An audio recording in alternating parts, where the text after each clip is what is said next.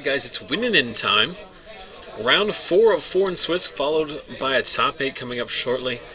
One of these players will make it in the top 8, while one of them will unfortunately fall short. On the right, Michael David Black visiting us from the next store over, as their store is running a modern FNM tonight, so these guys have made the trip up to battle some standard.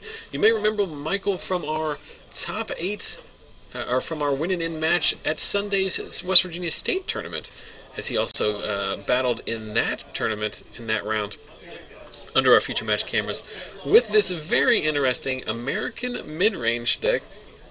It's like American good stuff. You'll just I don't want to make any kind of assumptions as to what's in his deck, because they're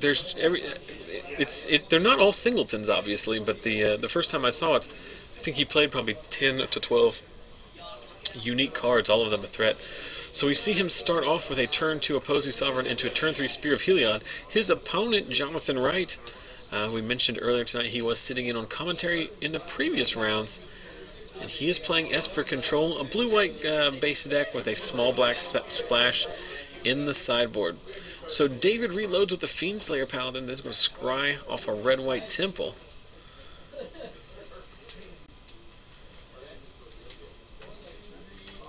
As we saw on Sunday, as Michael fell in that winning in round to a Bant control deck, his deck does struggle a little bit against control. In fact, he did give me a little bit of a ribbing because I waited until he drew control to put him on our feature match camera. That's just the way the pairings worked out this week.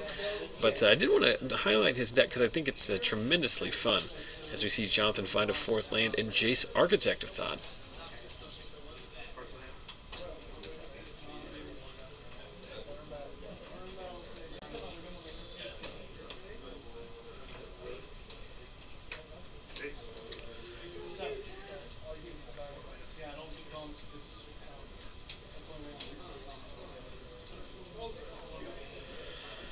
And so Jonathan uses -2 on Jace, and we see a blue-white temple and a Quicken split against an Aetherling, and not surprisingly, Jonathan takes the Aetherling, likely indicating that that Jonathan has another copy of Jace in his hand, as he's willing to...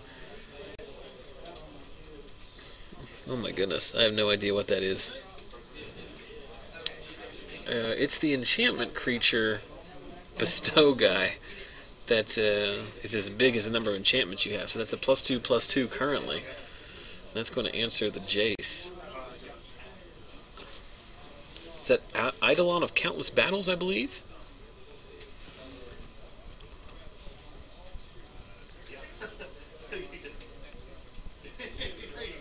It is, in fact, so you can bestow it for 4, and it's as big as the number of enchantments you control, which currently is 2/2, as it counts itself and the Spear of Heliod.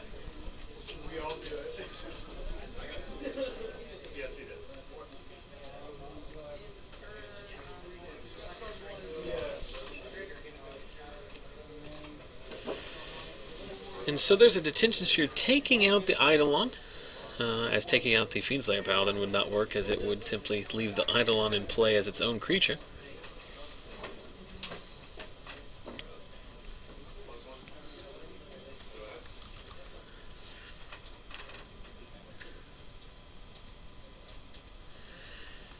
And we just start serving in with the Fiendslayer Paladin. Now we know Jonathan has an Aetherling in hand, likely won't cast that until turn 7, or at least until he finds his 7th mana source to protect it. But Michael gaining a lot of life here with his now 3/3 Fiendslayer Paladin.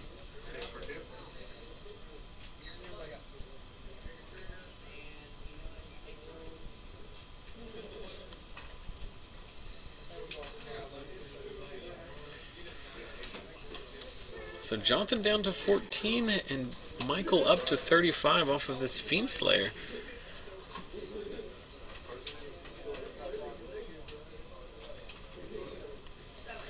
And into turn, there's a Sphinx's Revelation for 3. He's going to send Jonathan back up to 17, so very unlikely that he's going to miss on that 7th land, as we see Michael also playing a Fiendslayer Paladin. And I do need to correct myself, the Eidolon only counts auras and creatures. So it does not count the spear. It's not all enchantments. It's only auras. So we're still sandbagging that Aetherling. Unlikely to win the race at this point. Feels more comfortable clearing the board with the Supreme Verdict. And then Michael forced just to pass back. And unfortunately, it's the same thing we saw on Sunday. Michael's deck pretty good at putting out a must-answer threat, but in situations like this, against the control decks, really susceptible to some of their late-game lockouts.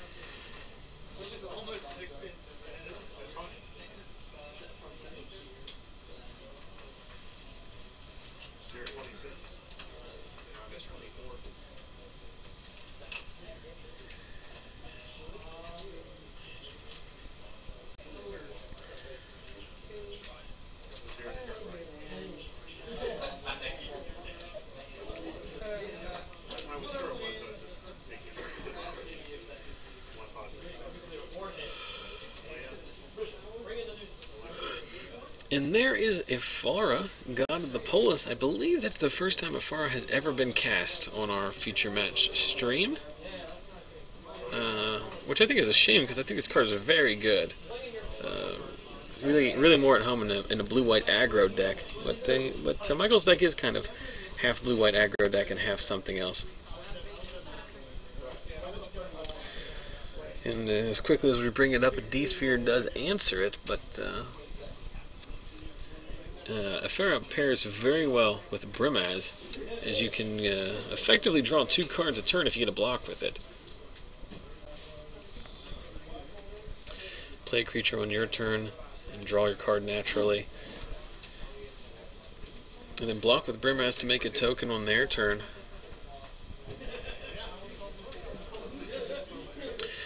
And speak of the devil, there's the Lion King himself. Probably too little too late in this situation, but the dissolve is going to take it out. Brimaz pairing very well with not only Eidolon, but also the Spear, also Ifara. All very synergistic, but all susceptible to Verdict and Counter Magic. And then Michael casting his D-Sphere, the trigger targeting the elixir, just forcing Jonathan to go ahead and bin that now. It's unlikely that elixir is going to have, or that D-Sphere going to have too many viable targets, so Michael's just going to go ahead and pull the trigger there. I'm not sure he could have forced Jonathan to tap out, but might have considered casting that first to try and bait the counter magic.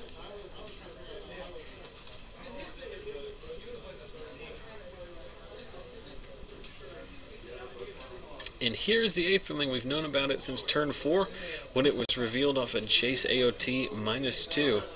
But Jonathan feels like now is the time to run it out. Even if we pump it to the max, it's still going to be a 5-turn clock, because Michael gaining a severe amount of life, up to 35 off his life-linking Fiendslayer Paladin.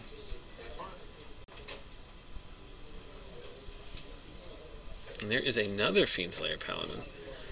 It's interesting here, because I think if Michael had not... I don't know what's in his hand. It may be completely irrelevant. But with that Fiendslayer, his devotion to white is now 5, so he could turn a profit on that Nykthos. And I know his deck does play Sphinx's Revelation.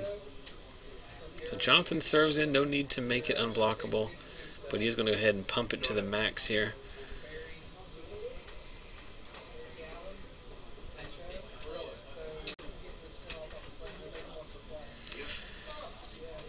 And as expected, Aetherling swings in for the full 8 damage.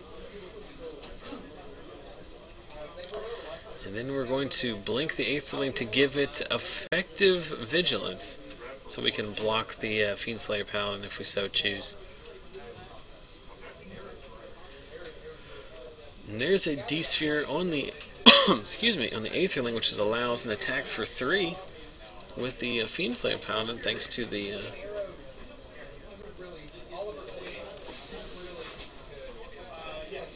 Yeah, I was about to go out there and remind them, but we got there eventually. Now our devotion is 6, so we just don't have anything to do with that mana.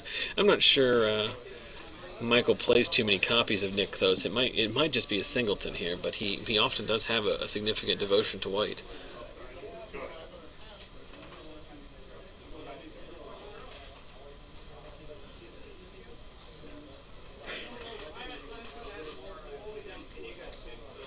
So serving in again, excuse me, I cannot stop coughing. Serving in again with the Aetherling, deciding if we want to pump.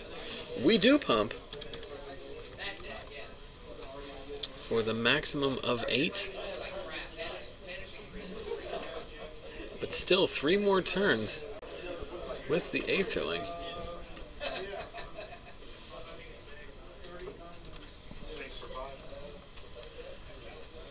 Looks like we had a life total correction there, down to 21. I think someone in the chat mentioned that Michael should have been 1 less, but looks like we got that sorted out. They eventually caught it, and then Jonathan blinks his Aetherling to leave it untapped again. We'll see what's on the top of Michael's deck.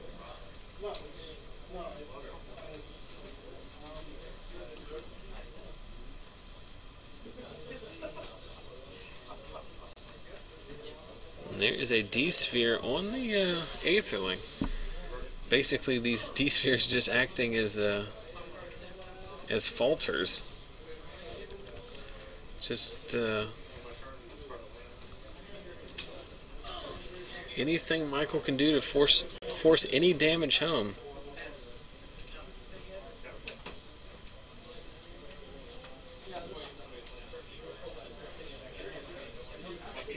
Oh yeah, they could slant too. I was just saying evacuation. Oh no, up you.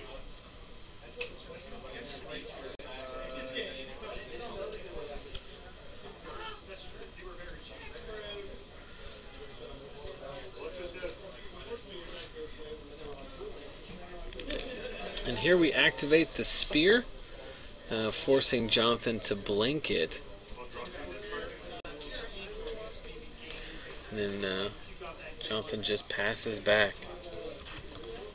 So still looking dire for Michael. He has fought the good fight here, managed to get Jonathan down to 16 after Sphinx's Rev put him above his starting life total. But Jonathan's had answered almost all of the business. So there's a Helion. We're activating Nykthos for white here for 1, 2, 3, 4, 5, 6.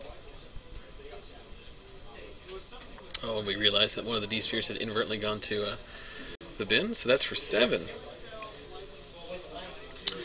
So 1, 2, 3, 4, 5, 6, 7. Use 4 of that to cast Heliod. We can make some clerics if we want to here. We actually have an active Heliod.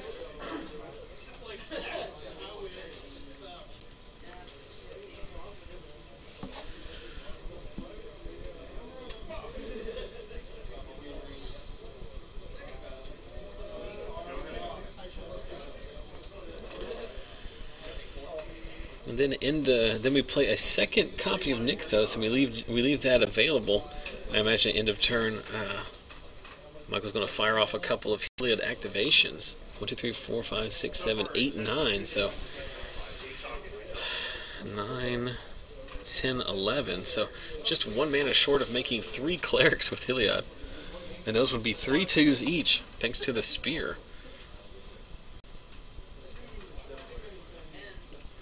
And even if Jonathan has a sweeper or removal spell, it's only going to be good enough to take away 2 devotion. We're still going to get 2 clerics out of it. So making the Aetherling unblockable.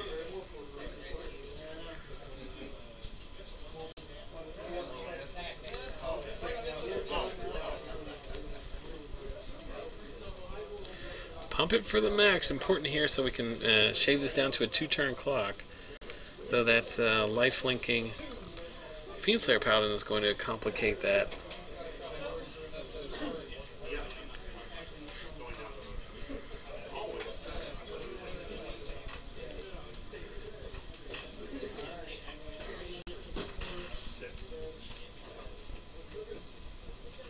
See if Johnson's going to sweep the board here. It can't be good. We need a Sphinx's Revelation is what we need. 4 mana for a Jace. Jace would be fine here too, as we take Jace effectively canceling out the spear.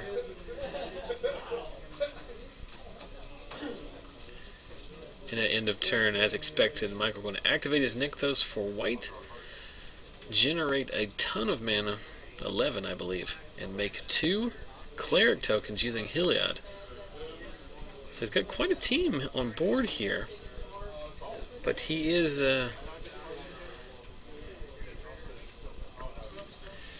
he's not quite dead on board here because we can gain some life with that Fiendslayer Paladin.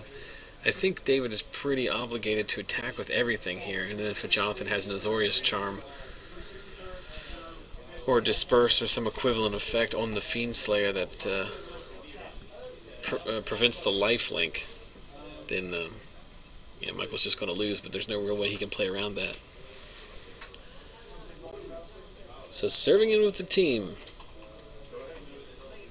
There is a delayed Jace trigger here, so all the creatures are getting -1, -0, but we're still... Oh, I did forget about this interaction. So blinking, so that there's no lifelink damage, so we take 3, 6, 12, 9? Looks like 9 total. 1, 2, 3, 4. I guess I missed something. I thought it was 9. Jonathan, or Michael scries, but with Jonathan correctly blocking and blinking to prevent the life gain damage, there's nothing Michael could do to escape from that, escape from the 8 unblockable damage he was going to take.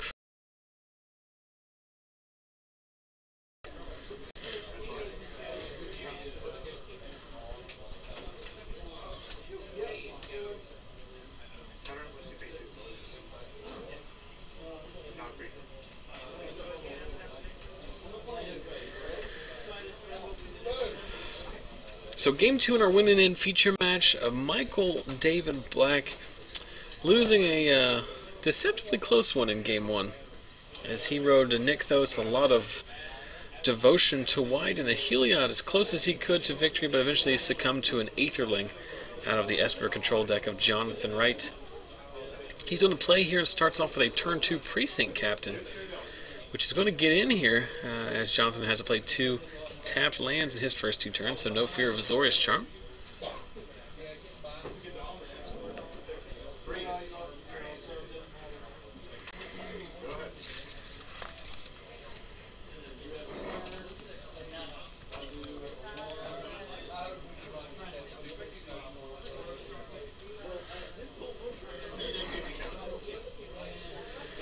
So we attack it with the Precinct Captain as expected, make a Soldier, follow up with the Boros Reckoner. So Michael presenting quite a bit of damage here, and Jonathan in desperation, or not desperation I should say, but not necessarily where he wants to be,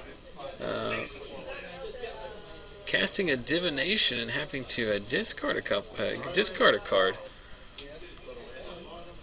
as he looks for a sweeper here. He's going to take 6 damage this turn as is. Michael shocking himself down to 18. Serves in for the 6 as expected. We get to make another Soldier token. Looks like we missed our trigger there. So there's another Precinct Captain. And remember, we did shock ourselves with that Steam Vents.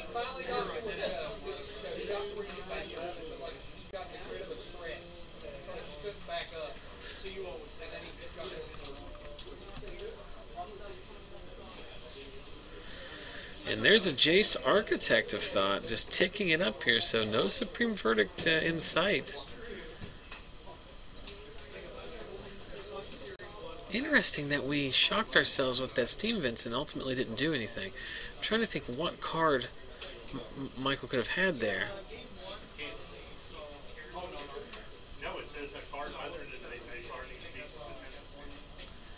Maybe a Boros Charm. That might have been what we had. Though I would think you might also send a Boros Charm at Jace end of turn.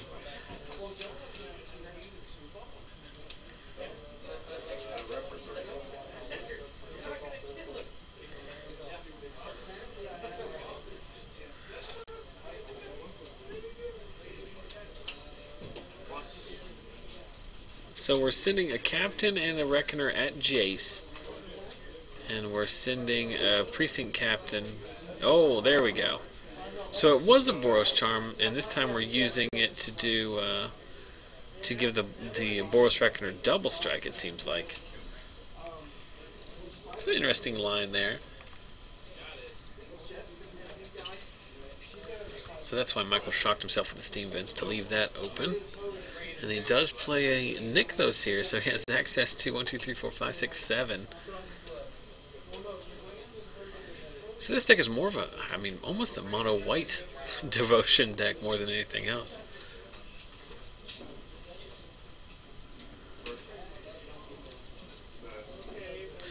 And there's an elixir, but that's not going to be enough in this situation. Jonathan does have, I think, a Last Breath in his hand and a Mutavault up here. But Michael with about 1 billion mana here. 1, 2, 3, 4, 5, 6, 7, 8, 9. So if we activate Precinct, if we activate Nykthos, I should say, 9 mana. That's even 10 if he plays a land this turn. So I'm just going to serve in with everybody here. So we're going to Last Breath the Precinct Captain, I would think. No, we just take it. So 1, 2, 3, 4, 5, 6, 7. So take 7. Jonathan down to 4. His life total effectively 9 thanks to the elixir.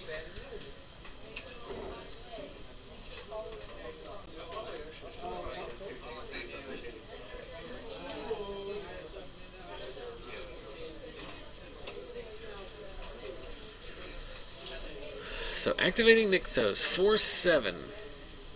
Play an Elspeth. Ugh. Yikes. So make 3 more soldiers. Now the Supreme Verdict plan doesn't even look very good. We're gonna go ahead and cycle our elixir, go up to 9. So now even if we verdict, we're still facing down an Elspeth. I guess best case scenario here is draw a 6 lands, play Verdict, activate our Mutavault, hit Elspeth down to 3, but even then we're still in a world of hurt. D-Sphere answers things too, as all of those tokens have named Soldier, so a D-Sphere will take all of them out. But that's probably not the best use of a D-Sphere. You're going to have to D-Sphere Elspeth first and then go from there.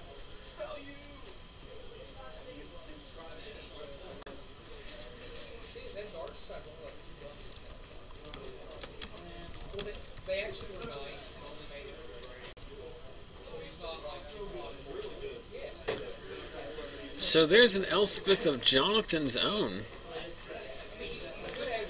but way behind on board, as Michael now arranges 2 Precinct Captains, 5 Soldier Tokens, and a Boros Reckoner, along with an active Elspeth of his own and a Nykthos.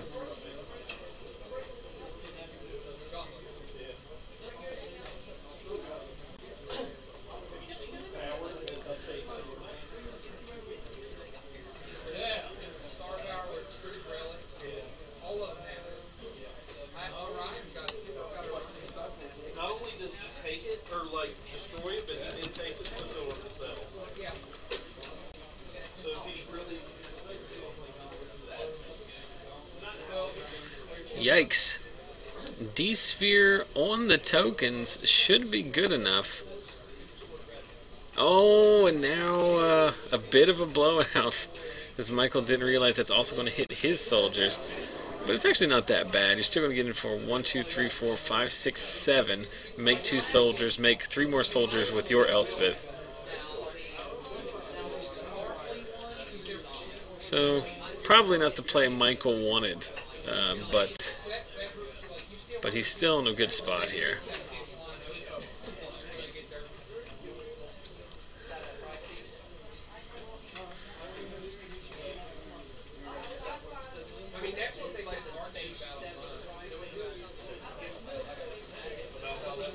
Jonathan doing some math here.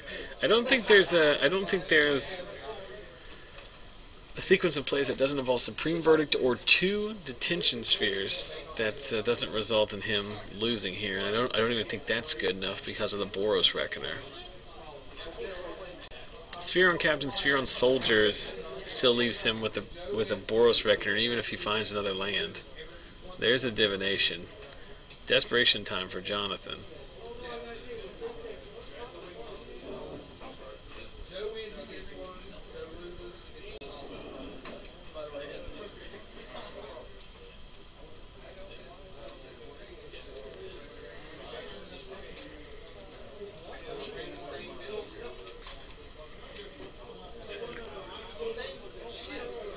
Jonathan trying to figure out a scenario in which he can pull this one out.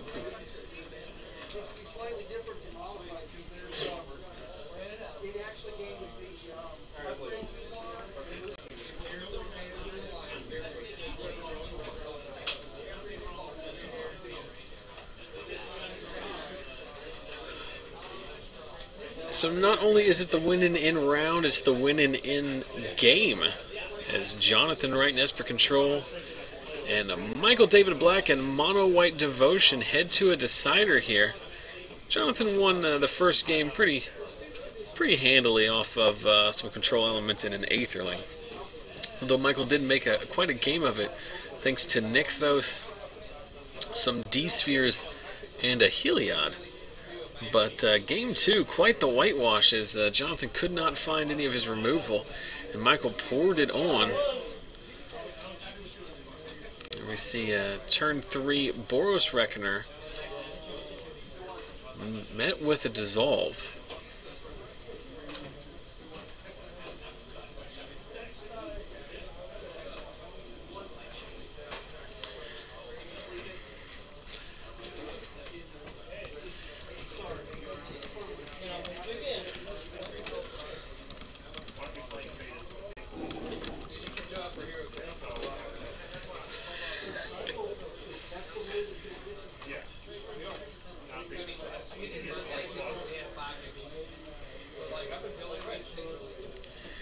So Jonathan content to play draw go here. There's a replacement Reckoner. And that's going to meet a Doomblade. There's the black and the Esper Control. Doomblade's coming in out of the sideboard. Particularly good in this matchup, as everything that Michael plays short of the gods are susceptible.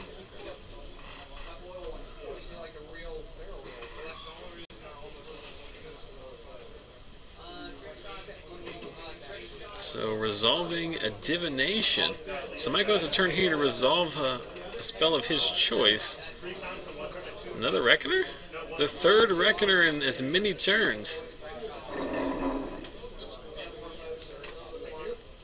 I barely knew her. Ugh.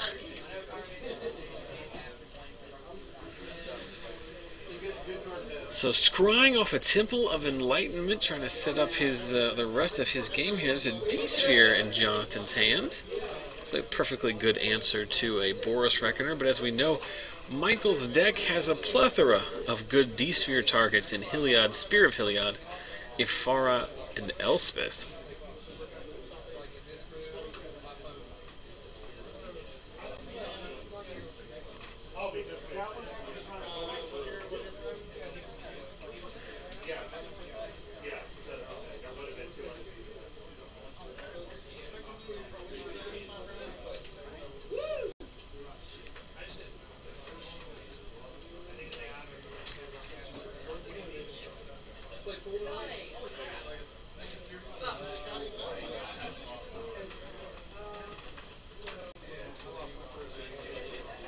So 4 mana for Eidolon of Countless Battles.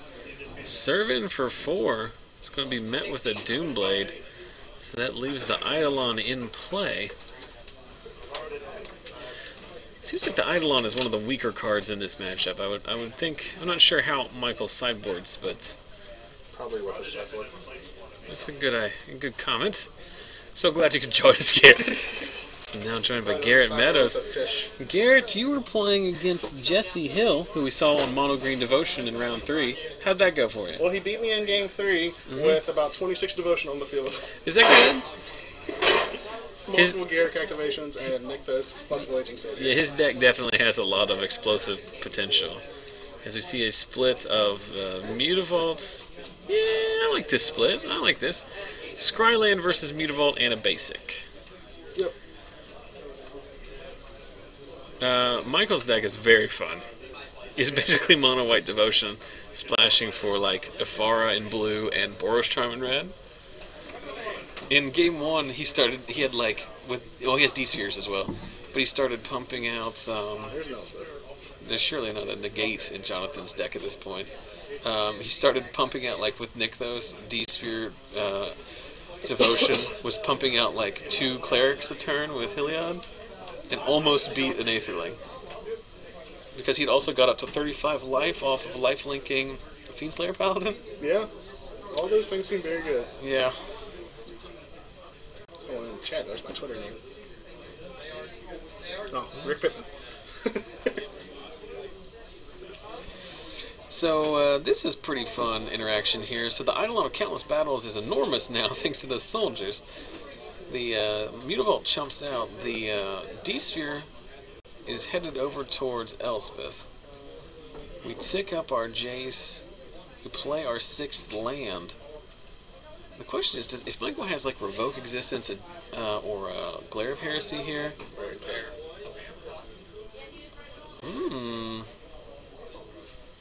So just left 2 D-spheres, leaving Michael with just 3 soldier tokens. Let's make this.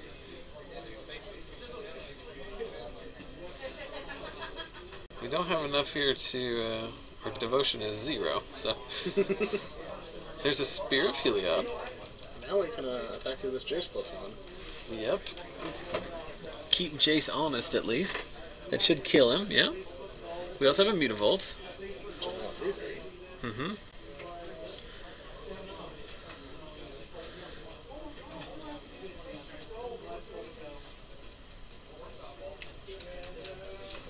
Those soldiers obviously have vigilance. Or did we not attack with them? What was the Jace at 3? I don't know. Because isn't the Mutavault the 3/3 now? But he has to remember The Jace trigger. the Jace trigger, yeah. Makes it a 2/3. That was the close one, yeah. Why didn't we attack with the soldiers? Their own defense. Did he just forget about his own spear? Yes. Did he forget about Dre? Probably 2. Well, there's 2. The spear you can live with that. But you can't forget about Dre. But now he obviously remembers it as the Jace trigger happened and his Mutavault still hit for 2, and the gear started turning.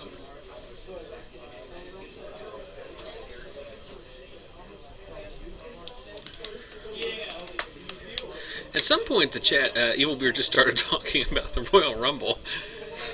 I'm fine with that. I already talked about how the Iron Sheik has the best Twitter on. Yes. Today, I was updating something for the stream, and his was at the top, and I just started laughing out loud with no... If you're watching the stream, there's like no context for why I should just a deep, sincere laugh. So we're bashing here for 5? Yeah, and the cool thing here is that while the Jace negates the spear's front side, the back side it still remains the same. So you can still attack with those tokens, and Jonathan's still obliged to block because they are 1/2s. So Jonathan with the triple trump.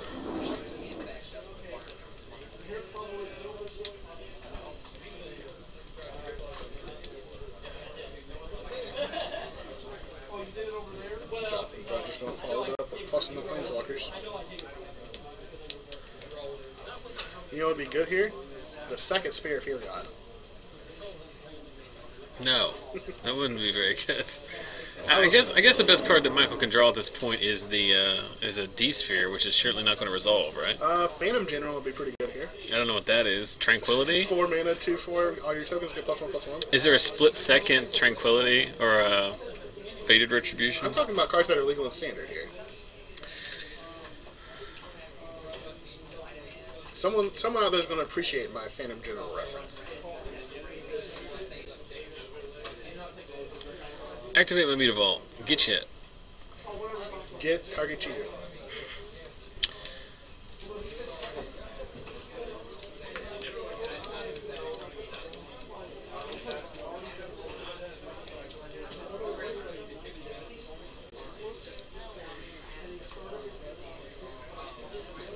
So we triple trump again, and whatever Planeswalker is getting plus, it's just getting negated by this relentless assault of land plus 3 random soldiers. There's Rev. Leaving up 1. Oh! He has to side in that Dispel. Yeah. For one reason. Well, he has counterspells. And Boros Charms. Like Supreme Verdict, in response to Boros Charm. That's a good point. I guess it's worth the 1 slot Dispel just for the Boros Charm. Yes. Oh, I think Michael also plays Sphinx's Rev, too. I think some number of them. That's pretty brutal. Plus, Jonathan always just carries around a Dispel in his jacket pocket anyway for these situations. Jonathan always has it. I've watched Jonathan Wright play enough Magic to know that he always has it. He got really mad at me one night because I put a Counterflux on this card. I was like, why did you have a Dispel? Yeah. If you see Jonathan Wright at a Grand Prix near you, just assume he always has it. 4 mana. Which god are we seeing? It's Ifara. Dun, dun, dun, dun. Ifara not nearly as strong here with being empty-handed. Plus only 2 devotion. Yes. She needs 3 more to be... well, really, in this point, you really want to use Ifara as a... card drawing. Yes. Uh-oh. We're finally going to activate the Meter Vault and need a soldier. In addition to the triple chomp. Mm-hmm. Meter Vault not dying there because of Jason's +1. Yeah, if you're looking for Jonathan Wright to throw away one of these games, like, that's just never going to happen, really. There's another Rev. Is this one for 4? I hadn't even updated the life totals from the last one. Meter Vault is, like, vaults past Mistress Factory in awesomeness whenever it gets to cast a spell after it activates and blocks a creature. Mistress Factory obviously has the upside of becoming a 3/3 blocker, but Meter Vault can also be used to cast spells in your usually 1 or 2 color decks. I mean, sure can Mistress Factory, but giving Meter Vault upside. And this is very interesting, too, the chat pointing out that we've seen 3 games and Michael's deck has looked like a different deck every game. Like, it has so many different... Right. There's a lot of synergy, but it's just so many different angles of attack. This is one of those decks. It's like the Esper Humans deck, where it has these lethal curves. Like, if it goes 2-drop, 3-drop, 4-drop, 5-drop, you are going to win those games. And then all the other games, it's just these sporadic random cards that have some type of synergy together, and you get games cobbled together like this.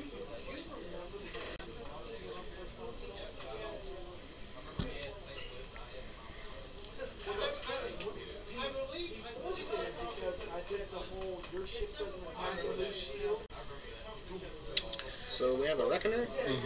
There was the 3 devotion we were missing for Ifara. Yep. It seems really good now, right? So. And also he's going to get to draw a card next turn. If that Ifara is still around.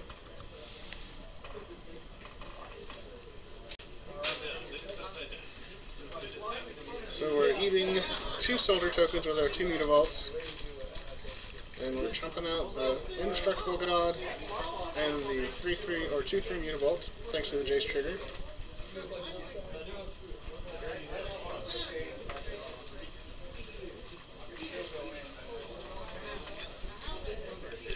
You guys can't see how excited Zach is to be able to pull up Ifara, God of the Polis. Well, it's very important because I need to see what she does. I know vaguely what they do, but I need to see what the triggers. It's during your turn. During the next upkeep. If there was a creature that came into play under your control the last turn, draw a card. Yep, It's a very weird series of triggers. He's going to get to draw a card on Jonathan's turn, and if he has a card like Snapcaster Mage, I don't know. draw a card. Well, there's a blue-white 2/2 guy that can bounce a creature you control, and I totally forgot that guy's name. Latchkey Fairy? No. Is it an Azorius guy? Yeah. I don't know. But he's got flash and he can bounce a dude. I'm totally blanking on it.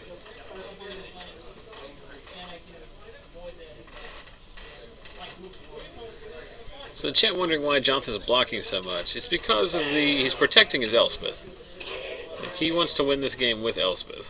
And this Reckoner is going to mean a Doomblade, and this Afara is going to turn off.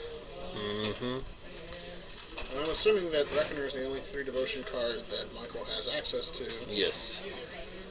He could play a Nightball Spectre and turn on Afara, but that seems unlikely. No, I don't think his deck could ever cast it with any consistency. But Michael's going to get to untap here, have a Mutavault in play, and his Nykthos is a wash right now. His Nykthos can generate... Did he miss the trigger on the Pharaoh? He might have. I wasn't watching. I'm pretty sure he has. The chat's been giving a little bit of a hard time because he's missed a couple triggers, but Okay. what can you do? I mean, this card's been legal for a whole month. We all should have mastered it by now, right? Well, he also missed a couple Precinct Captain triggers. Okay. He found a Dissension Sphere. Hey now. And now he's only 1 devotion away from Afar. Deputy of Equivalence. Oh. That's the card. And your whole sphere is going to dissolve. I felt like Jonathan could have cast that a little quicker. Because are you ever letting that resolve? Well, he probably means he has multiple counterspells in his hand. Well, I mean, he's trying to win the game with Elspeth here. He wins the game with Elspeth next turn, doesn't he? No, it's 15. He only has 4 tokens. Sorry. Mutavault you. Just throw 3 dudes in front of it. Nope, we're just jumping. That was the name of one of the singles that my high school band produced. Just jumping. Just jumping. Ultimate R. Elspeth. So there's an emblem. What is that card? It's like a tip card. It's like an ad card for like some advertising some T-shirt. That's my Elspeth.